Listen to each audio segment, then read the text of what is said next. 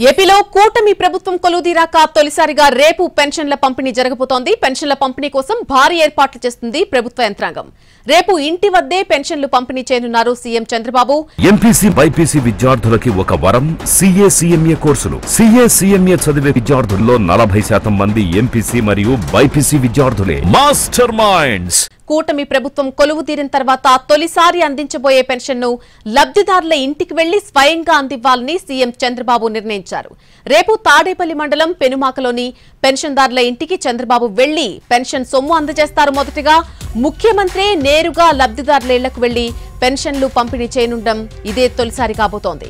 ఎన్నికల్లో హామీ ఇచ్చినట్టుగానే అధికారంలోకి రాగానే పెన్షన్ల పెంపు ఫైల్పై సంతకం చేశారు సీఎం చంద్రబాబు. గత ఎన్నికల్లో ఇచ్చిన హామీ మేరకు పెన్షన్ మొత్తాన్ని పెంచారు.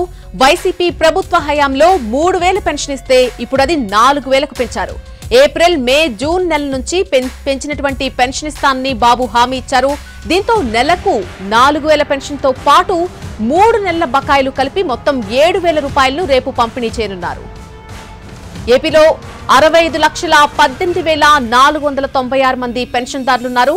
28 వర్గాలకు చెందిన పెన్షన్దారులందరికీ కూడా ఎన్టీఆర్ భరోసా పేరుతో ఒకే రోజు పెన్షన్ల పంపిణీకి అధికారులు ఏర్పాట్లు చేశారు. గ్రామ, వార్డు సచివాలయ సిబ్బంది ఇంటింటికి వెళ్లి పెన్షన్లు అందజేస్తారు. రేపు ఉదయం 6 గంటల నుంచే పెన్షన్ల పంపిణీ చేపడతారు. మొత్తం 4,399 కోట్ల 89 రూపాయల నగదును 65,18,496 మంది లబ్ధిదారులకు ఒక్క రోజులోనే అందజేస్తారు. ఇందుకోసం ఒక్కో ఉద్యోగికి 50 ఇళ్లను కేటాయించడం జరిగింది. అవసరం మేరకు ఇతర శాఖల ఉద్యోగులు కూడా పెన్షన్ల పంపిణీలో సాయం చేస్తారు.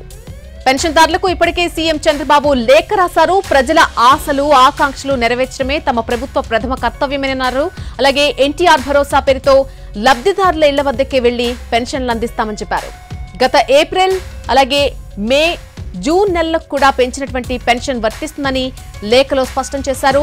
దివ్యాంగులకు 6000 రూపాయల పెన్షన్ ఇస్తున్నందుకు సంతోషంగా ఉందని అన్నారు చంద్రబాబు. పెంచిన పెన్షన్తో 819 కోట్ల రూపాయల అదనపు భారం పడుతున్నా సరే అమలు చేస్తున్నామని అన్నారు.